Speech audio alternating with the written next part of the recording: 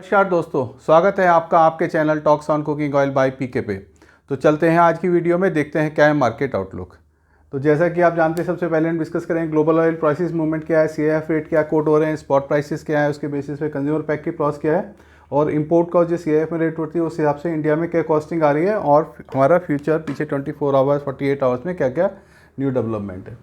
तो सबसे पहले केएलसी की हम बात करें तो जो हमारी 23 अक्टूबर में 3752 थी, वो हमारा 3668 हो गई थी, और 25 अक्टूबर में 3646 आज जो है उसको 3646 नियर अबाउट 22 पॉइंट माइनस चल रही है।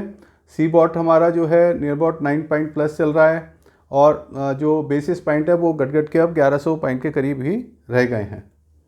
अब बात करते हैं पीछे से हमारे सीआईएफ में क्या कोटिंग आ रही है। जो परसों हमारा 20 तारीख को 850 था, फिर 842, कल दशहरे थे तो दशहरे पे जो है रेट्स में नहीं मिल पाए थे, इसलिए कल हमने वीडियो नहीं बनाई थी। तो आज 830 आ रहे हैं।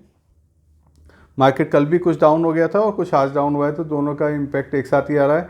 सीपीओ के अंदर 867 से 850 है। सोया डीगम सोया वहीं बोला जा रहा है नियर अबाउट 975। तो सोयाबीन के बारे में, जैसे कि हमारी सप्लाई जो आती है ब्राज़ील अर्जेंटीना से आती है, अभी वहाँ पे नई क्रॉप की सोइंग चल रही है, पुराना माल वहाँ पे ज़्यादा नहीं बचा है, इसलिए रेट सोयाबीन के वहाँ पे बढ़े हुए हैं।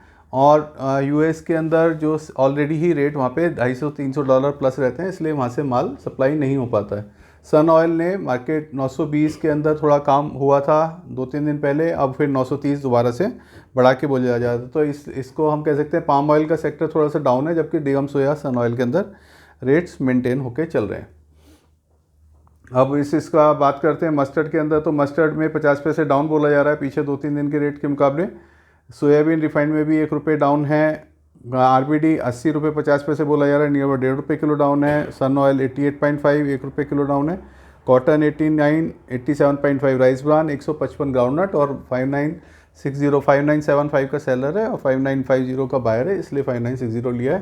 कल भी जो है नेफेड का थोड़ा माल इस मस्टर्ड में छूटा है। अब बात करते हैं हमारे पीछे से जो कॉस्टिंग आ रही है 850 के हिसाब से हमारी कॉस्टिंग 80-50 होती है, और यहाँ पर भी 80-50 का ही बिक रहा है। तो अब जो पीछे से रेट कोड हो रहे हैं उसी के समकक्ष यहाँ पे उसी रेट के पैरेलल यहाँ इंडिया में माल बिक रहा है। उस हिसाब से अगर इंडिया में बाइंग होती है तो पीछे से बाइंग भी रेगुलर जारी है, क्योंकि इंडिया में माल की अवेलेबिलिटी ज़्यादा प्रॉपर नहीं है, तो रीसेलर भी उसी लेवल पे रुका हुआ है। ओलिन के अंदर भी हमारे 80-50 की कॉस्टिंग आ गई है। सोयाबीन की बात करें तो पीछे से पैरिटी हमारी 90 रुपये की है, जबकि यहाँ पे माल 88.5 बिक रहा है, तो वो 3975 नियर अबाउट। यहाँ पे हमारा 55 और 25 नियर 80 पॉइंट का बेसिस पॉइंट का फ़र्क चल रहा है। सन ऑयल की कॉस्टिंग 82.2 आ रही है, वो 88 मतलब वो नियर अबाउट सेम ही आ गया, 930 के हिसाब से आ रहा है, 935 के हिसाब से यहाँ पे बिक रहा है। अब बात करते हैं पीछे हमारे कंज्यूमर पैक की क्या कॉस्टिंग आ रही है। तो आज जीएसटी 80 रुपये 50 पैसे के हिसाब से 1455 रुपये जीएसटी पे। पाम ऑयल का रेट, सोया रिफाइंड 1581, मस्टर्ड कच्ची घानी 1852 पड़ेगा। ये दिल्ली यूपी हरियाणा के रेट हैं। इसके अंदर हमें 30 रुपये टिन का मार्जिन और डिपो फ्रेट ऑनवर्ड फ्रेट लिया हुआ है, जो माल हमारा डिपो के थ्रू रूट होता है।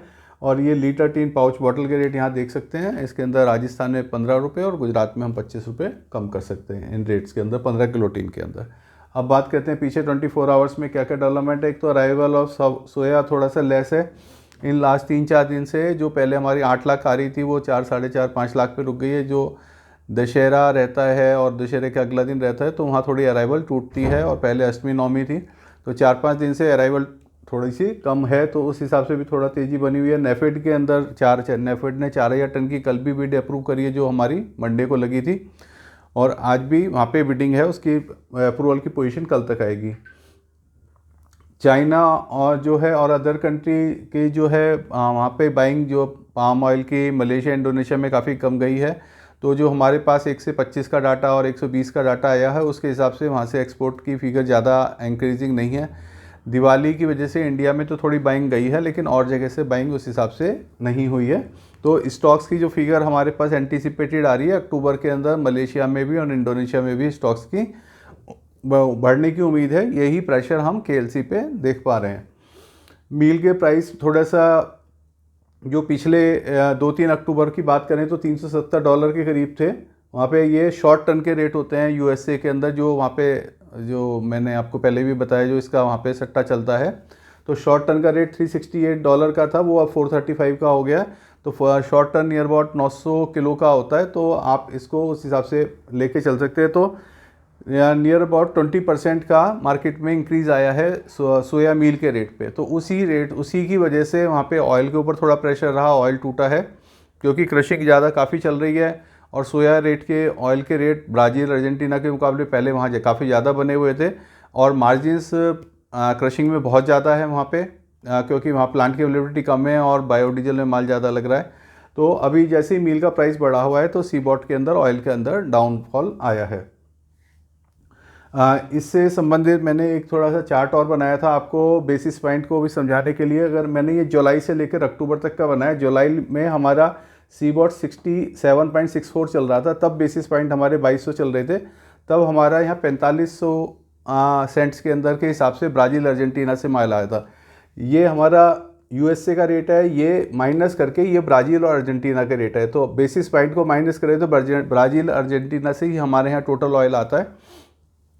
तब यहाँ पे बेसिस पॉइंट 45 चल रहे थे, और आज हमारा बेसिस पॉइंट घटाने के बाद पोजीशन हमारी जो 19 अक्टूबर की मैं बात करूँ 53.11 था हमारा सीबॉट का रेट, 1280 घटा के 40 चल रहे हैं। तो इसके अंदर आप ये देखेंगे टोटल 4 से 5 सेंट का ही फ़र्क आया कि 45 से हमारा 40 हुआ है, जबकि यहाँ पे 67 से 53 आ गया। नियर अबाउट यहाँ पे 1400 सेंट टूट गया, जबकि यहाँ 5 ही टूटा है। तो इसी चीज़ को मैं समझाने की कोशिश करता हूँ कि जैसे मार्केट ने सितंबर में बात करें तो यहाँ पे वहाँ पे जैसे जैसे ऑयल मतलब सीड की सप्लाई बढ़नी शुरू हुई सितंबर में, वहाँ हार्वेस्टिंग शुरू हो गई थी। तो ये तो एकदम मार्केट टूटता चला गया सितंबर से। पहले 68 था, फिर 63 आया, फिर 60 आया, फिर 53। ये तो मार्केट हमारा अगस्त के बाद टूटता चला गया क्योंकि वहाँ पे हार्वेस्टिंग नहीं शुरू हो गई, नया क्रॉप आ गई, तो फिर ऑयल के ऊपर से प्रेशर हट गया, जितने प्लांट्स बंद थे वो भी चालू हो गए। तो ऑयल तो वहाँ पे टूटता जा रहा है और अभी भी आगे लगता है कि थोड़ा और टूटेगा। लेकिन ब्राज़ील और अर्जेंटीना में धीरे धीरे वहाँ पे अब ऑयल जो पुराना माल था वो ख़त्म हो रहा है, वहाँ पे स्विंग चालू हो गई है, माल नया जनवरी फरवरी में आएगा। तो वहाँ पर रेट मेंटेन हो रहे हैं। अब ये जो रेट है वहाँ पे मेंटेन हो रहे हैं, जिसको कि हम आपको CIF रेट में बता रहे हैं कि $975 ही बने हुए हैं, जबकि सीबॉट हमारा कितना ज़्यादा टूट गया है। तो आज तो सीबॉट काफ़ी ज़्यादा टूटा हुआ है, नियर अबाउट 51-50 के करीब आ गया है। लेकिन वहाँ पे हमारा जो बेसिस पॉइंट जो है वो कम होने के बाद वहाँ पे अब 1280 की जगह हमारा 10.5-11 आके वो 40 पॉइंट पे ही मेंटेन हो रहा है, $975 में ही हमारी पैरिटी आ रही है। तो ये आपको मैं थोड़ा सीबॉट और बेसिस पॉइंट का एनालिसिस करके समझाया है कि ये कैसे चलता है। क्रूड ऑयल के प्राइस भी थोड़ा सा वहाँ पे जो इंटेंसिटी थी ऑफ वार थी, इंटेंसिटी थी वो जो थी अपना हमास और इजराइल का युद्ध चल रहा था, तो क्रूड ऑयल पे थोड़ा सा प्रेशर आया हुआ था कि पता नहीं कि कहीं और देश इन्वॉल्व ना हो जाए जो ऑयल सप्लायर देश हैं। तो वो थोड़ा सा इंटेंसिटी कम हुई है, थोड़े से युद्ध के अंदर थोड़ा ढीलापन आया है, तो उसकी वजह से वो क्रूड ऑयल के प्राइस में भी थोड़ा डाउनफॉल देखा जा रहा है। क्योंकि काफ़ी सारी अदर कंट्रीज़ भी इन्वॉल्व हो गई हैं उनको समझाने में, करने में, और उन्होंने कुछ जो इज़राइल के बंधक बनाए हुए थे उनको धीरे धीरे छोड़ भी रहे हैं। तो उसमें कुछ थोड़ा सा नेगोशिएशन चल रही है, तो वो मामला शायद कंट्रोल में आ जाएगा। एक है वहाँ पे यूएसए के अंदर हार्वेस्टिंग बहुत ज़्यादा स्पीड पे चल रही है जो पिछले सालों के मुकाबले, क्योंकि वहाँ पे थोड़ा सूखा ज़्यादा था। तो हार्वेस्टिंग की वजह से भी प्रेशर बाज़ार के ऊपर बना हुआ है और सीबॉट उस हिसाब से डाउन हो रहा है। और अब जहाँ तक ओपिनियन की बात है तो मार्केट जो है दोबारा से हमारा जो हम बात करते थे कि 82 रुपये तक होकर या 82.5 तक होकर अब दोबारा से 80 की जोन में आ गया है।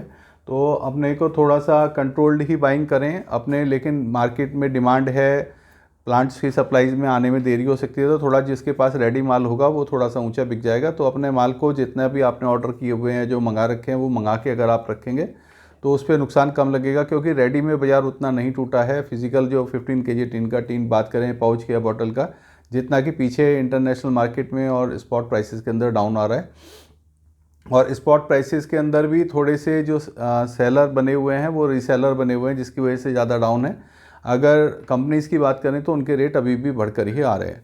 तो इसी के हिसाब से मैं अपनी वीडियो को ख़त्म करेंगे आज के, और फिर मिलते हैं कल की वीडियो पे, बताते हैं क्या रहता है मार्केट का आउटलुक। आप इसे लाइक करें, शेयर करें और कमेंट करें। Thank you.